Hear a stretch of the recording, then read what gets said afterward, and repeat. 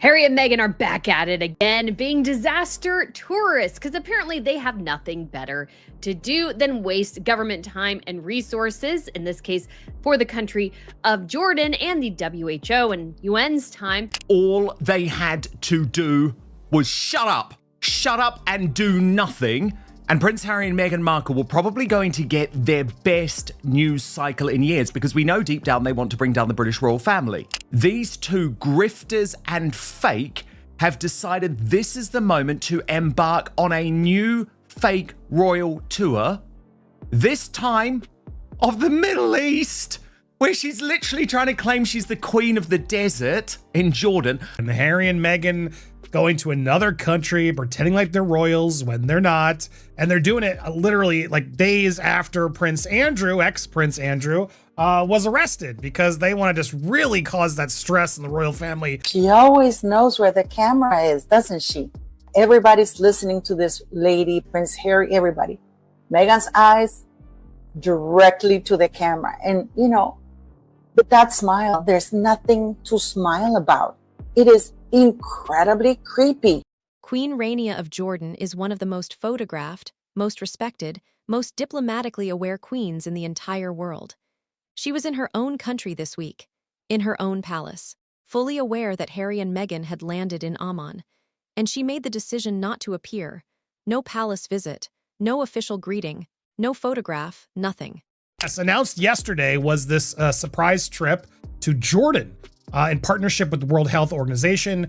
Now, 1 week right after the arrest of Harry's uncle, ex-Prince Andrew, they are traveling to Jordan for this humanitarian visit to focus on global health and mental health support. Of course, these two morons apparently are helping the mental health of refugees.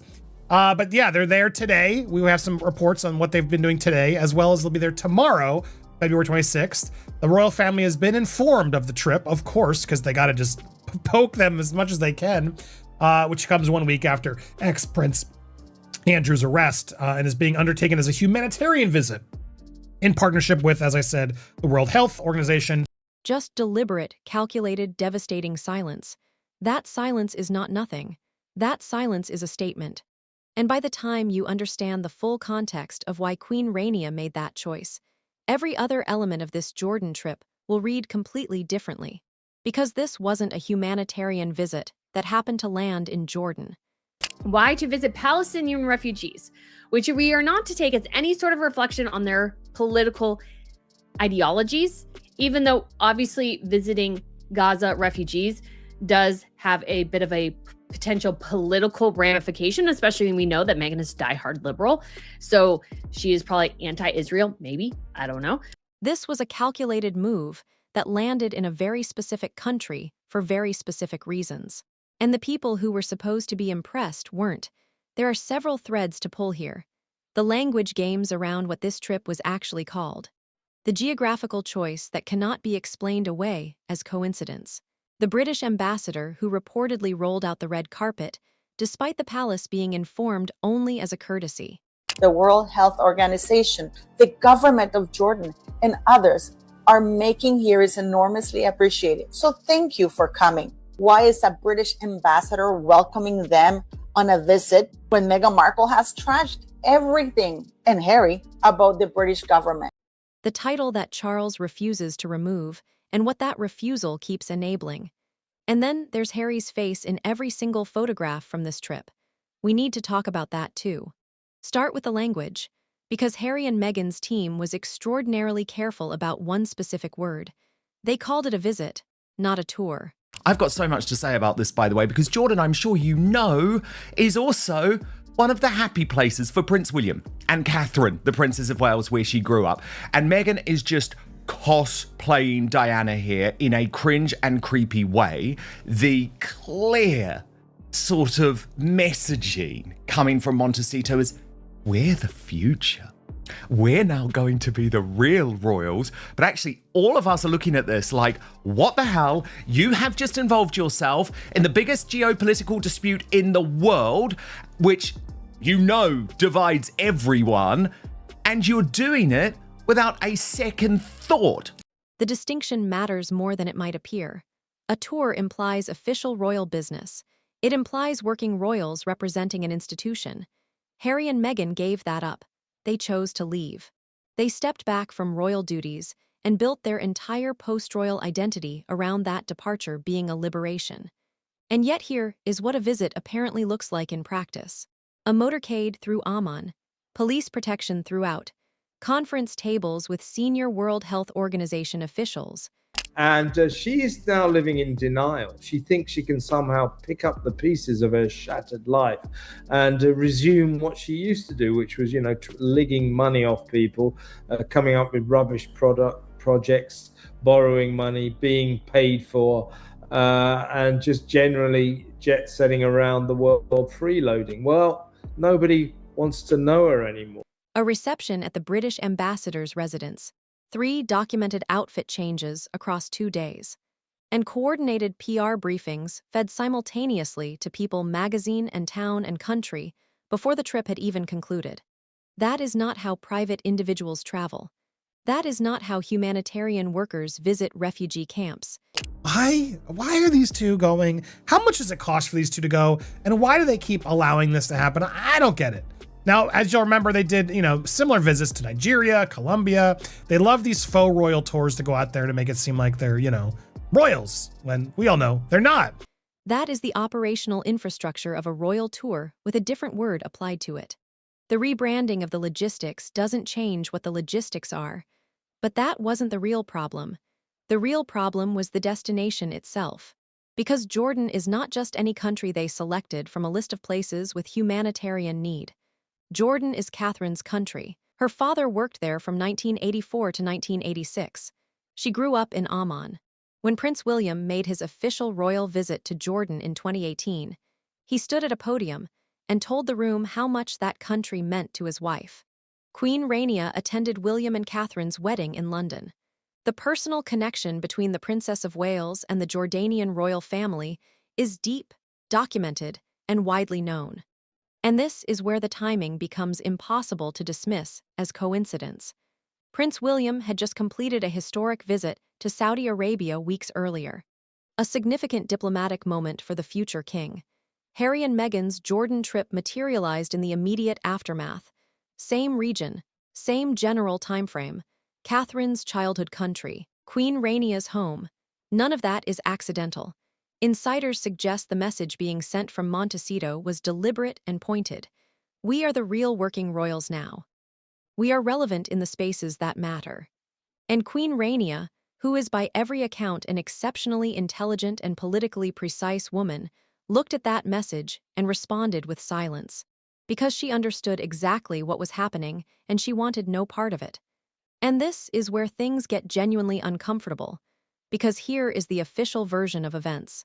Harry and Meghan's team informed the palace of the trip as a courtesy.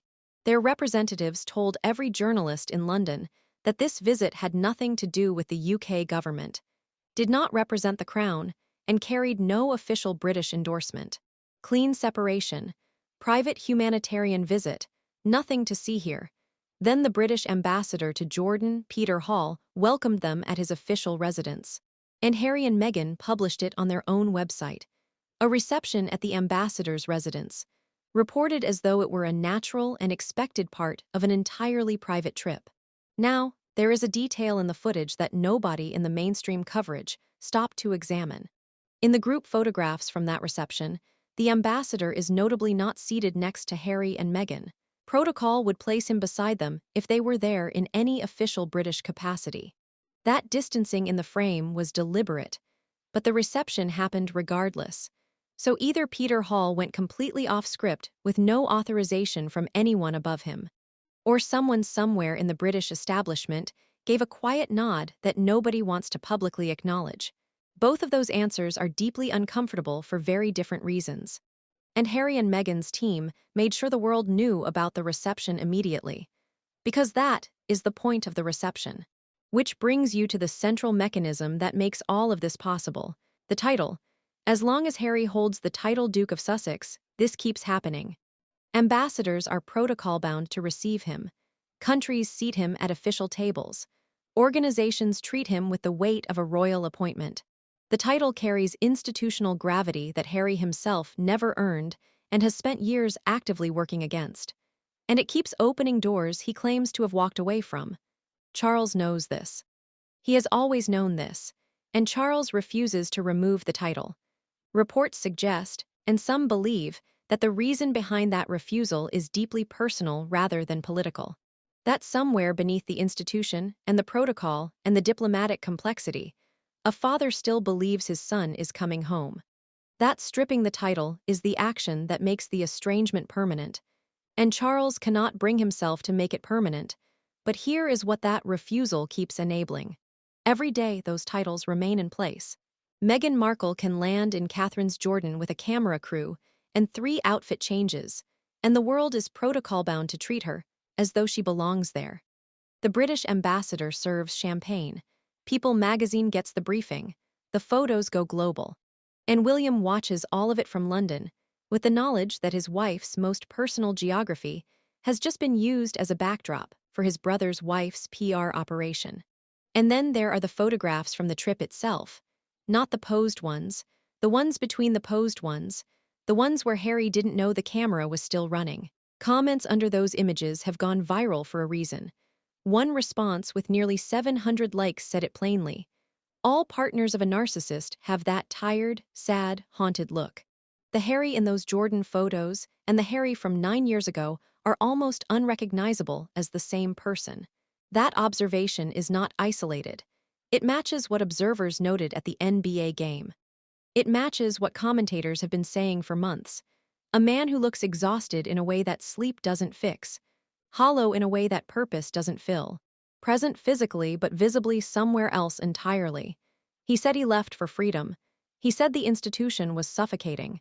He said he needed space to become himself. And what the Jordan photographs show is a man holding a prosthetic leg for a camera while his wife checks her angles, looking like someone who has absolutely no idea how he ended up in this particular moment of his particular life.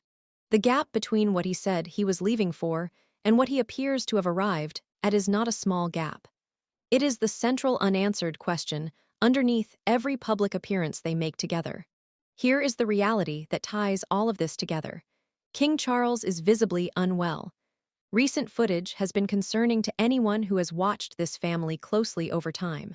Prince Andrew has been arrested. Sarah Ferguson has retreated from public view. The monarchy is navigating the most serious internal crisis it has faced in decades. And in the middle of all of that, Harry and Meghan flew to Catherine's Jordan with a full PR operation, and the British ambassador served them at his residence. Charles did nothing. No statement. No formal distancing. No title removal. Just the same inaction that has defined his approach to this situation since it began. And William is watching. William has always been watching. And the one certainty in this entire story, the one outcome that every analyst and every royal observer agrees on regardless of everything else, is that William will act when Charles no longer can. The question is only whether Charles finds the resolve to act first, because Queen Rania of Jordan was in her palace this week. She knew they were there. She is a close personal friend of Catherine. She attended the royal wedding. She chose not to appear. She made her position clear without saying a single word. The question is when Charles will do the same. And every day he doesn't, the answer writes itself a little more clearly in the footage, in the ambassador's reception rooms, and in the exhausted face of a man standing slightly behind his wife while she finds the camera.